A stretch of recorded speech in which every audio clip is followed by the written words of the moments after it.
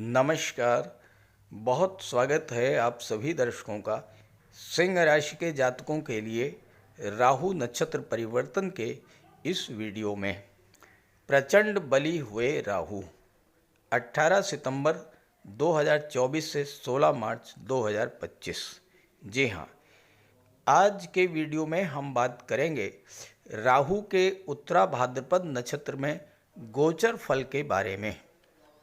उत्तरा भाद्रपद शनि का नक्षत्र है और शनि राहु के परम मित्र में हैं। ऐसे में राहु अपने मित्र के नक्षत्र में आकर बहुत अधिक बली हो रहे हैं, प्रचंड बली हो रहे हैं। राहु 16 मार्च 2025 तक उत्तरा भाद्रपद में ही गोचर करेंगे और इस दौरान बहुत ही अचंभित करने वाले घटनाक्रम आपके जीवन में घटित होने वाले हैं। राहु और उत्तरा भाद्रपद का ये कॉम्बिनेशन गजब का कॉम्बिनेशन है, जो आपके जीवन में बहुत बड़ा परिवर्तन लेकर के आने वाला होगा। राहु और उत्तरा भाद्रपद की क्वालिटीज़ आपस में इतना मिलती हैं कि इनमें भेद कर पाना बहुत ही मुश्किल है। अनकन्वेंशनल थिंकिंग यानी परंपरा से हटकर, लीक से हटकर कुछ नया सोचना और कुछ नया करना, यही सबसे बड़ी विशेषता है राहु और उत्तरा भाद्रपद की। ये दोनों ही व्यक्ति के अंदर समय के अनुसार परिवर्तन लाने वाले होते हैं। दोनों ही ये चाहते हैं कि जो पुराना हो चुका है, जिसकी वर्तमान में कोई उपयोगिता नहीं है और जिसमें बदलाव की आवश्यकता है, उसे छोड़ दिया जाए और जिस चीज़ की वर्तमान में उपयोगिता है उसे अपना लिया जाए। यही वजह है कि राहु के इस गोचर में गजब के बेनिफिट्स आपको मिलने वाले हैं। उत्तरा भाद्रपद नक्षत्र आपके भीतर आत्ममंथन और पुनर्निर्माण की चेष्टा जागृत करेंगे और राहु जैसा क्रांतिकारी बदलाव लाने वाला ग्रह आपके माइंड सेट को ऐसा कर देगा कि आप हर हाल में बदलाव करके ही रहेंगे। उन विचारों को, उन परंपराओं को आप मानने से इनकार कर देंगे जिनकी आज के समय में कोई आवश्यकता ही नहीं है, क्योंकि राहु अनऑर्थोडॉक्सी के कारक होते हैं। और इस गोचर काल में आप उन विचारों को, उन तौर तरीकों को अपना लेंगे जो आज के समय के अनुकूल हैं और जिनकी आज के समय में उपयोगिता है।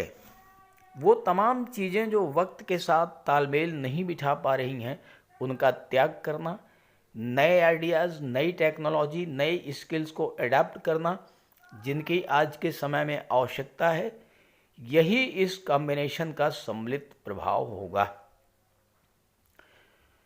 उत्तरा भाद्रपद में 4 चरण हैं और चारों ही चरणों में राहु सिंह राशि के जातकों को किस तरह का फल प्रदान करेंगे, इसी का विश्लेषण करेंगे इस वीडियो में। ये विश्लेषण आपकी चंद्र राशि के आधार पर किया जा रहा है। आपकी जन्म कुंडली में चंद्रमा जिस भाव में गोचर कर रहे हैं, अगर वहाँ पर 5 का अंक लिखा है तो आपकी सिंह राशि है और उसी आधार पर आप इस वीडियो को देखिएगा। अपनी नाम राशि के आधार पर भी आप इस वीडियो को देख सकते हैं। तो ये है सिंह राशि के जातकों की कुंडली। राहु आपकी कुंडली के अष्टम भाव में गोचर कर रहे हैं, मीन राशि में, और शनि के नक्षत्र उत्तरा भाद्रपद में गोचर कर रहे हैं। 16 मार्च 2025 तक उत्तरा भाद्रपद में ही रहेंगे। ये गोचर अपने आप में बहुत ही खास है। राहु का अष्टम भाव में गोचर करना एक विशेष तरीके से आपके अष्टम भाव को प्रभावित करेगा। आत्ममंथन और पुनर्निर्माण जैसी विशेषताओं से भरा उत्तरा भाद्रपद नक्षत्र एवं जीवन में क्रांतिकारी परिवर्तन लाने वाला ग्रह राहु, इन दोनों का दुर्लभ कॉम्बिनेशन आपके 8वें भाव में बन रहा है। इस तरह का कॉम्बिनेशन वर्षों बाद बनता है और इसके गजब के बेनिफिट्स आपको मिलेंगे। यहाँ पर राहु आपको 3 तरह से लाभ प्रदान करेंगे। इस गोचर काल में आपका कोई एक ऐसा काम जिसको पूरा करने के लिए आप लंबे समय से प्रयासरत थे, लेकिन बार बार विघ्न बाधाओं के चलते वो कार्य पूरा नहीं हो पाया, इस तरह का कोई कार्य आपका पूरा होगा। दूसरा, आकस्मिक धन की प्राप्ति होगी या आपका डूबा हुआ धन आपको प्राप्त होगा। और तीसरे, आपकी उन्नति के मार्ग की बाधाएं समाप्त होंगी और आप तेजी से जीवन में आगे बढ़ेंगे। अष्टम भाव परिवर्तन का होता है और उत्तरा भाद्रपद में राहु का ये गोचर, आप चाहे पुरुष हो या महिला, वर्किंग हो या रिटायर्ड, अमीर है या गरीब, आप किसी भी स्थिति में हो, आपके जीवन में क्रांतिकारी परिवर्तन लाने वाला होगा ये गोचर। संक्षेप में कहा जाए तो इस गोचर काल में आपको आपके जीवन में चल रही समस्याओं को, ऐसी समस्याएं जिनका समाधान लगभग असंभव लग रहा था, इस तरह की समस्याएं आपकी सॉल्व होंगी राहु के इस गोचर काल में। राहु उत्तरा भाद्रपद के प्रभाव से आपके अंदर वो क्षमता डेवलप कर देंगे कि आप स्वयं समस्या की तह तक जाकर उसका समाधान तलाश कर लेंगे। वो बिंदु जहाँ पर जाकर आपके बनते बनते काम रुक जाते थे, वहाँ से आपके काम बनने शुरू हो जाएंगे। आकस्मिक धन लाभ भी होगा। किसी पैतृक संपत्ति का विवाद सुलझ सकता है और आपको पैतृक संपत्ति का लाभ मिल सकता है। विदेश यात्राओं संबंधी काम जो आपके रुके हुए थे, वो काम भी इस समय बनना शुरू हो जाएंगे। उत्तरा भाद्रपद नक्षत्र के 4 चरण होते हैं और मैं आपको ये समझाने जा रहा हूँ कि उत्तरा भाद्रपद के चारों चरणों से गुजरते हुए राहु आपको किस तरह का फल प्रदान करेंगे, क्योंकि हर चरण के फल अलग अलग होंगे। राहु हमेशा वक्री अवस्था में गोचर करते हैं, इसलिए सबसे पहले उत्तरा भाद्रपद के चौथे चरण में गोचर करेंगे, उसके बाद तीसरे चरण में, उसके बाद दूसरे चरण में और अंत में पहले चरण में गोचर करेंगे।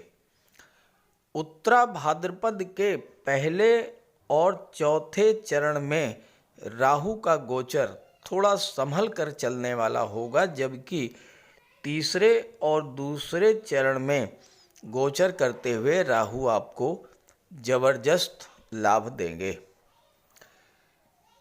राहु उत्तरा भाद्रपद के चौथे चरण में 8 सितंबर तक थे। हालांकि ये अवधि बीत चुकी है, लेकिन 8 सितंबर तक का गोचर आपके लिए ज़्यादा अच्छा नहीं रहा होगा। चौथे चरण के स्वामी हैं मंगल और नवांश वृश्चिक राशि का है। वृश्चिक राशि आपकी कुंडली में चौथे भाव में है। राहु और मंगल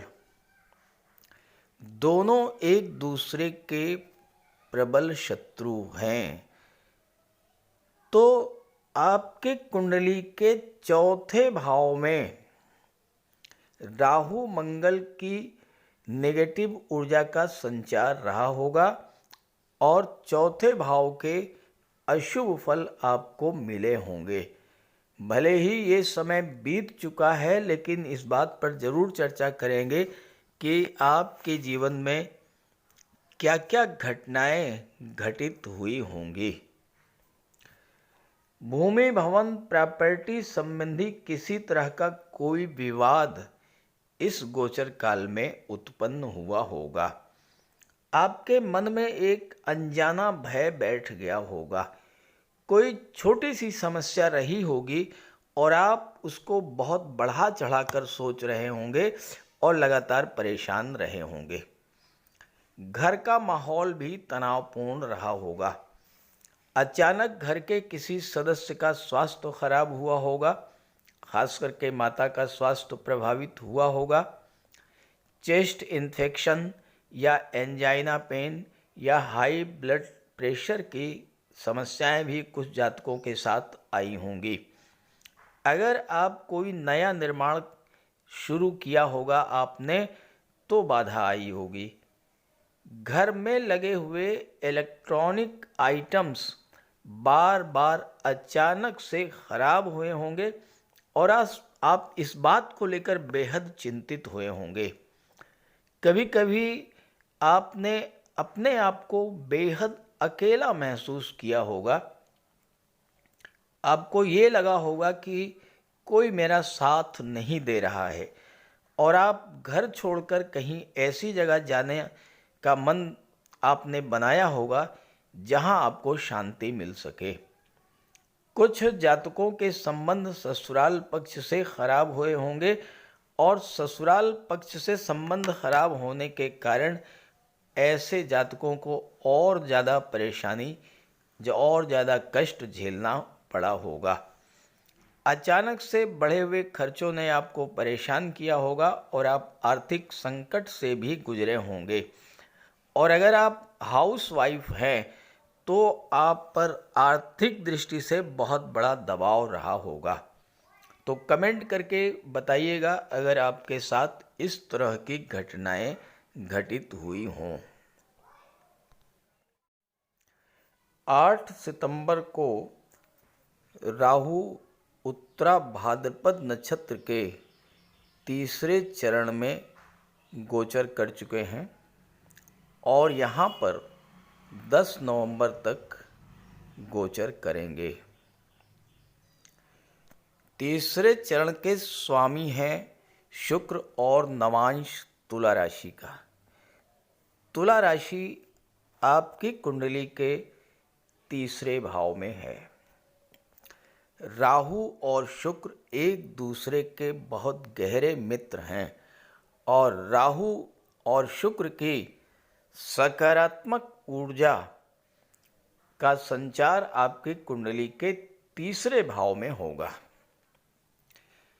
मैंने थंबनेल में 18 सितंबर से लिखा है प्रचंड बली होंगे राहु, क्योंकि कोई भी ग्रह जो लंबे समय तक एक राशि में एक नक्षत्र में गोचर करता है, जब वो कोई परिवर्तन करता है तो उसका पूरा पूरा फल कुछ देर के बाद, कुछ समय के बाद मिलना शुरू होता है। और इसीलिए मैंने 18 सितंबर से लिखा है कि राहु होंगे प्रचंड बली। तो इस समय तीसरा भाव बहुत ही मजबूत स्थिति में होगा और तीसरे भाव के सभी शुभ फल आपको मिलेंगे। इस गोचर काल में आपको बहुत सारी उपलब्धियां मिलनी शुरू हो जाएंगी।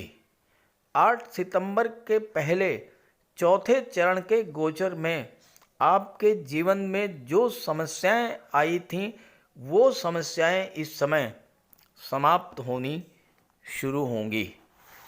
शुक्र हैं प्रेम के ग्रह, शुक्र हैं सुख सुविधाओं के ग्रह, शुक्र हैं आकर्षण, और राहु जो होते हैं वो डीप अटैचमेंट, गहन लगाव के कारक होते हैं।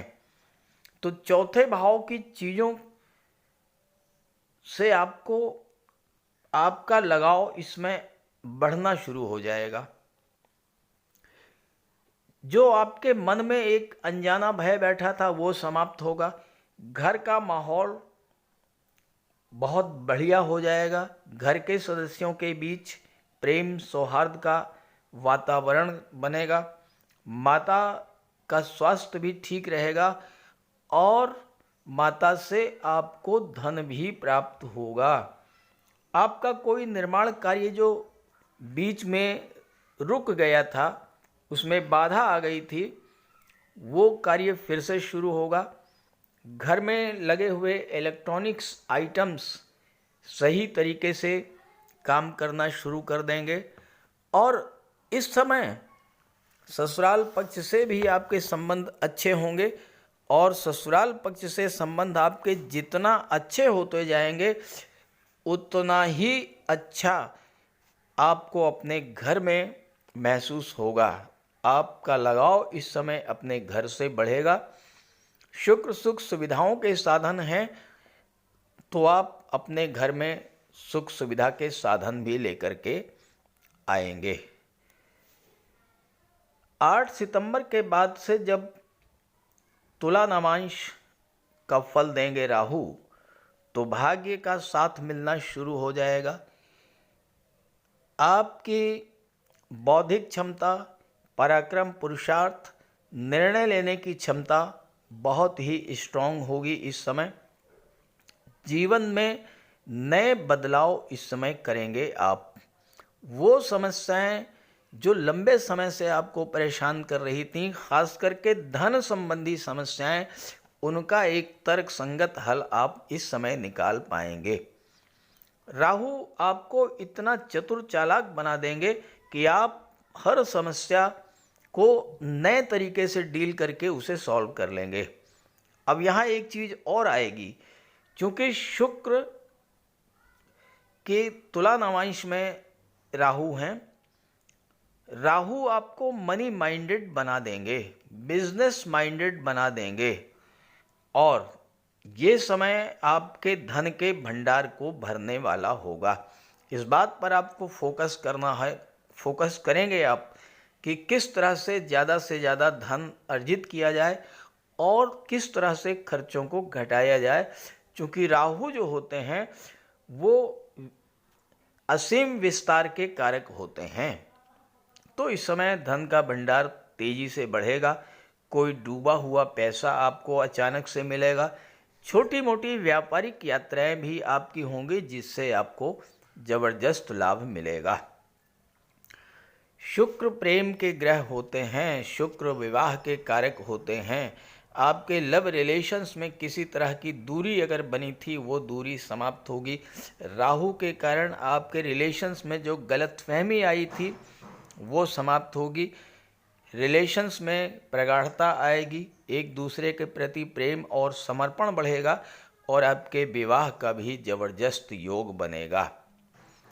आपके कार्यस्थल पर चूँकि शुक्र आपकी कुंडली में दशम भाव के भी स्वामी हैं, आपके कार्यस्थल पर आपके सहयोगियों के द्वारा जो आपके विरुद्ध पॉलिटिक्स की जा रही थी, आपके विरुद्ध बॉस के कान भरे जा रहे थे, आपको नीचा दिखाने का प्रयास किया जा रहा था, वे ही सहकर्मी आपके मधुर वाणी और मिलनसार व्यवहार के वशीभूत होकर के आपका सहयोग करेंगे, और आपके प्रमोशन, वेतन वृद्धि, अच्छी जगह पर, मनचाही जगह पर स्थानांतरण का योग भी इस समय बनेगा। तीसरा भाव संचार माध्यमों का होता है, और जो जातक संचार माध्यमों से जुड़ करके कार्य कर रहे हैं, जो जातक ऑनलाइन प्लेटफॉर्म से जुड़कर व्यापार व्यवसाय कर रहे हैं, उनके लिए भी ये समय जबरदस्त धन लाभ देने वाला होगा। शुक्र कला के कारक हैं, सौंदर्य के कारक हैं। तीसरा भाव फिल्म जगत, सिनेमा जगत को शो करता है। जो जातक film industry, glamour industry, modelling, TV serial या सोशल मीडिया से जुड़े हुए हैं, उन जातकों को भी इस समय नए नए ऑफर्स मिलेंगे, नए नए कॉन्ट्रैक्ट्स आप साइन करेंगे और जीवन में तेजी के साथ आगे बढ़ेंगे। तीसरा भाव डॉक्यूमेंटेशन का होता है, लेकिन ध्यान रहे किसी भी डॉक्यूमेंट या किसी भी एग्रीमेंट को साइन करने से पहले बहुत ध्यान से पढ़िएगा, बहुत ध्यान से समझिएगा, तब आप कोई डॉक्यूमेंट साइन कीजिएगा।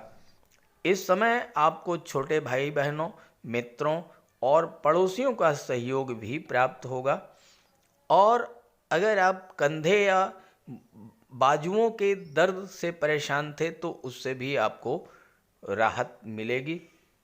ज़्यादा से ज़्यादा लाभ मिले आपको, ज़्यादा से ज़्यादा धन का भंडार आपका भरे, इसके लिए माता लक्ष्मी की आराधना कीजिएगा। शुक्रवार को माता लक्ष्मी के मंदिर में जाकर के उनको मिष्ठान का भोग लगाइए और लोगों में वितरित कीजिए। शुक्रवार के दिन श्वेत वस्त्र धारण करें, घर को साफ सुथरा रखें और हो सके तो कन्याओं को भोजन कराएं, इससे आपको विशेष लाभ मिलेगा। 10 नवंबर को राहु उत्तराखंड उत्तरा भाद्रपद नक्षत्र के दूसरे चरण में गोचर करेंगे और 10 नवंबर से 12 जनवरी तक राहु का गोचर उत्तरा भाद्रपद नक्षत्र के दूसरे चरण में रहेगा। दूसरे चरण के स्वामी हैं बुध और नवांश कन्या राशि का। कन्या राशि आपकी कुंडली के धन भाव में है।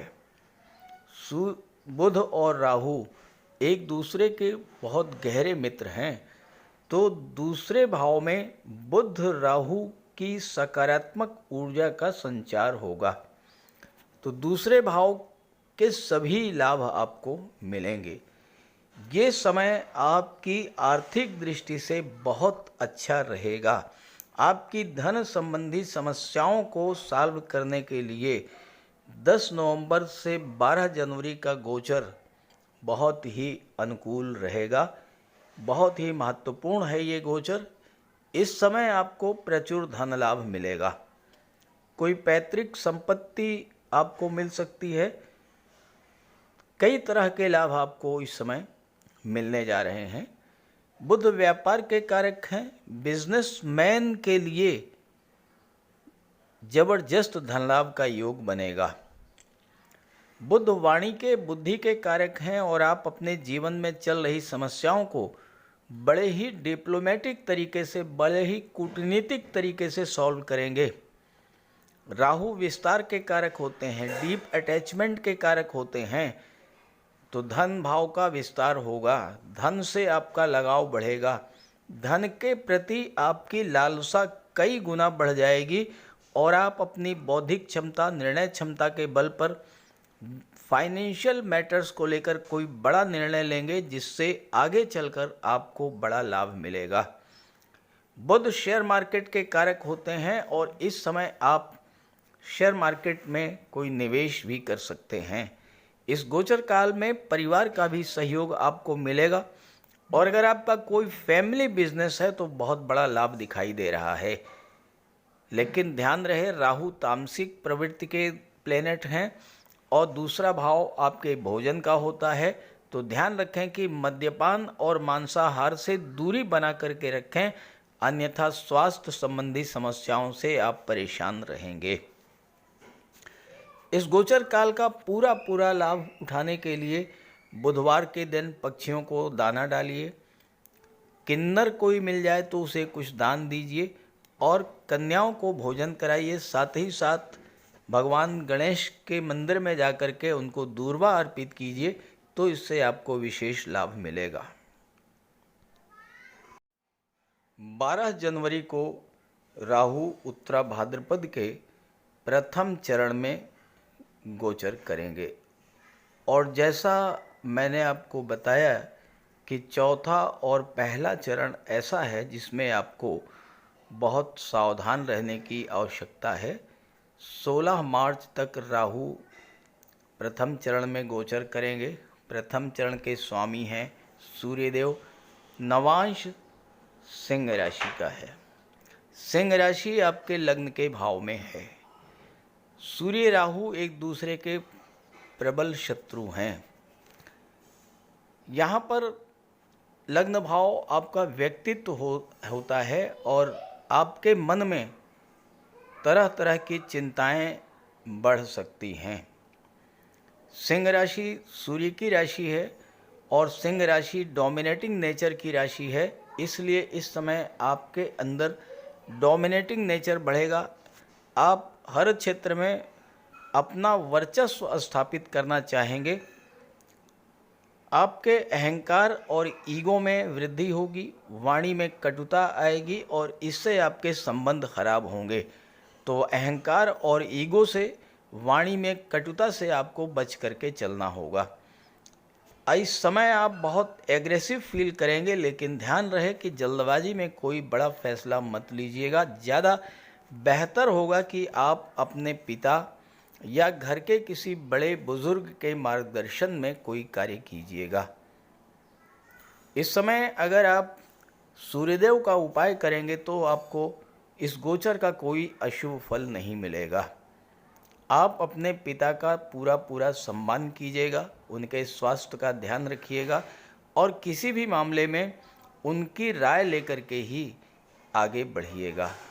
इसके अलावा प्रातःकाल सूर्यदेव के दर्शन कीजिएगा, सूर्यदेव को जल अर्पित कीजिएगा।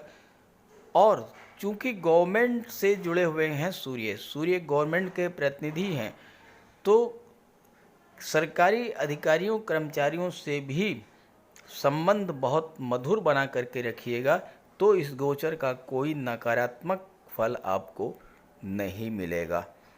तो ये जानकारी, ये वीडियो अपने साथियों मित्रों को भी ज़रूर शेयर कीजिएगा ताकि उन्हें भी इसका लाभ मिल सके। नमस्कार।